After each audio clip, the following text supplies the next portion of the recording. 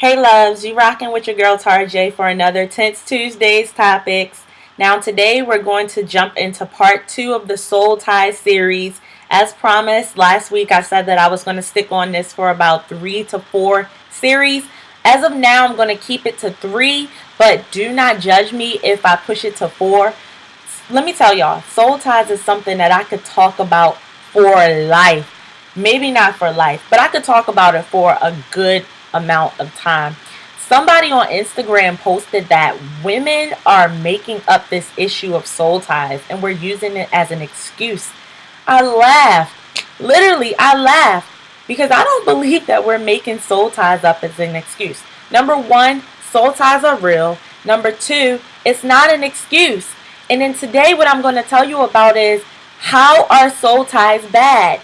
Now, before I jump into this, all soul ties are not bad. Now I sound like I'm contradicting myself.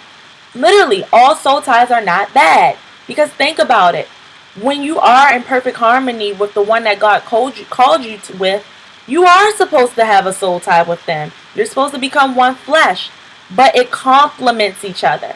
I'm talking about the soul ties that disrespect one another. The ones that don't go, that we're forcing to go. The ones that are causing us turmoil in our mind. The ones that are not giving us peace at all. So if you're anything like me, I need specifics.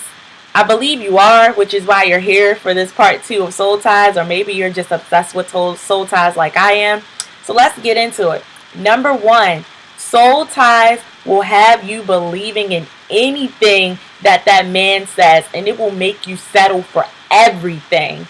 Yes, it will have you settling. Remember when they talk about these lists that us women have, and they call it extreme lists, and they make it seem like, oh, we're asking for all of these things that are unrealistic. When it comes to character and confidence, those are not unrealistic things. Ladies, we know ourselves. We know what we like. We know what will best complement us. We've been around people to know best what type of people we don't like and what type of people we do like. So anything pertaining to character and confidence, if it's on your list, listen to it. Don't allow that guy to come in your life. And if you didn't want to date a guy that didn't get humor, all of a sudden you're dating a guy and he think that you coming at him when really you're just a goofy person that's filled with humor. And you're over there trying to make yourself change so that you don't offend him because now, you want to fit him into your life. That's settling. Don't do that. If you're a person that doesn't like guys to be clingy up on you and he always want to be up under you and you just like, okay, maybe this is what love is. No, separation is good. It really is good. Do not do that if that's not a part of your character, because before you know it, as time goes on, if you marry this person, you're going to start locking yourself in closets just to get away from them. Number 2, it will allow you to accept harsh treatment and you'll agree to the treatment that you're receiving. You'll start to say that maybe I deserve for him to talk to me that way. Maybe I deserve for him to put his hands on me. Maybe I deserve for him to disrespect me in front of his family, in front of his friends. Absolutely not. We cannot tolerate this, ladies. We start to play this nice girl role where we don't want to say anything because we don't want him to be mad at us. Why are we so afraid to say how we feel? Yes, don't get me wrong. We should have a filter on what we say.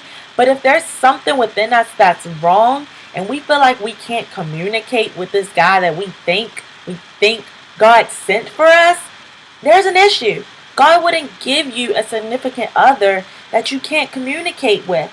It's just crazy. Somebody that's not approachable, somebody that's not welcoming, and you want to lay down with that person at night and you don't even have peace to talk to them about things going on with you. So ladies, stop accepting harsh treatment. We have to stop doing this because we're allowing men to make us feel like we're dumb for the things that we say. We're allowing them to make us feel like we can't talk unless they tell us to. We have to stop this. Seriously, we have to. Number 3, soul ties will break and disrespect you. It will wreck your life. Literally wreck your life like a wrecking force. Something you just don't want. Trust me, you just don't want it. Maybe you in a soul tie and you so dazed into it you don't even realize you're in a soul tie. Like it's that serious. I've dated guys, and after the soul ties, I think I told y'all I prayed my soul ties away. They had to go.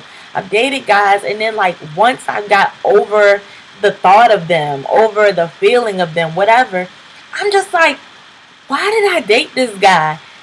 And it would literally be stuff like, first of all, he ain't my type. He ugly. First of all, he was dry. He was boring.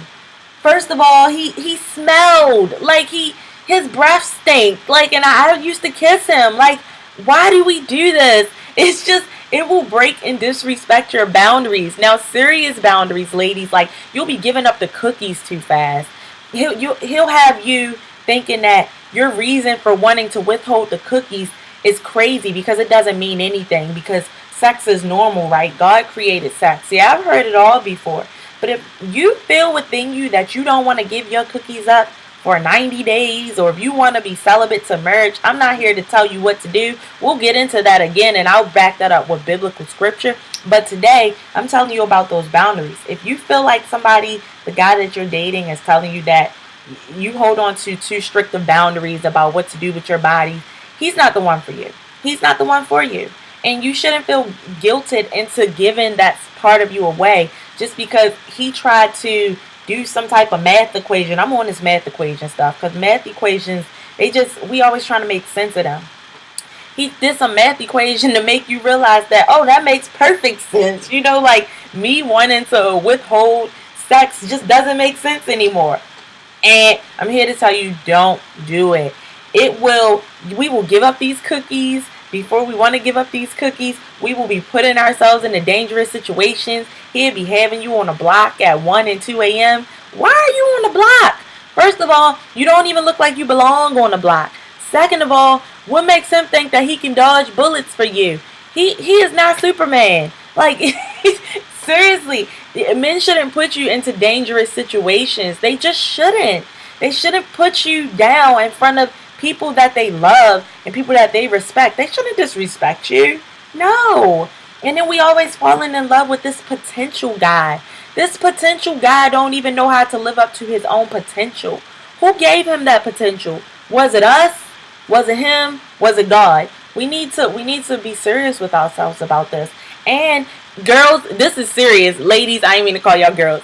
We'll be putting bills in our name for him. Because here we go. Oh, baby, I got good credit. Yes, let's use my credit. I can help you out. I can help you get that credit card. I can help you get that school loan. I can help you get them wheels, babe, because I don't want you catching Uber or bus anymore. And I'm starting to need my car back that I've been lending you the keys to. First of all, let me tell y'all this. When you get on the level that you allow him to get a mortgage and your credit before marriage, me and you need to have a talk, because I've been there. I've done that. And girl, we can brunch about that. We can juice and dine about that. I'm not about to say wine and dine, because y'all not about to catch me up like Sarah Jakes Roberts said. Hey. So with that being said, we will be putting bills in their names. And then when the relationship is no more, they'll continue to string along our credit with them. Like, this is real. It is men out here. They are looking for somebody to save them. And we always want to be Captain Save them. I'm not going to say the word, because it's not appropriate. We have to stop getting into this pattern of wanting to save them. There's a difference between motivating and uplifting versus saving and doing everything for them. We got to stop being guilty of, I want to be nice. I want to be careful of what I say to him because I don't want to upset him. Oh, I want to dumb myself down because I don't want him thinking that I'm trying to be better than him or smarter than him. First of all, any man that's telling you you're not allowing him to be a man because you're not letting him figure it out for himself, he's intimidated by you. Let me tell you that now. He is intimidated by you. It is no secret. Statistics have shown us that women are the most educated on this planet. So why are we dumbing ourselves down?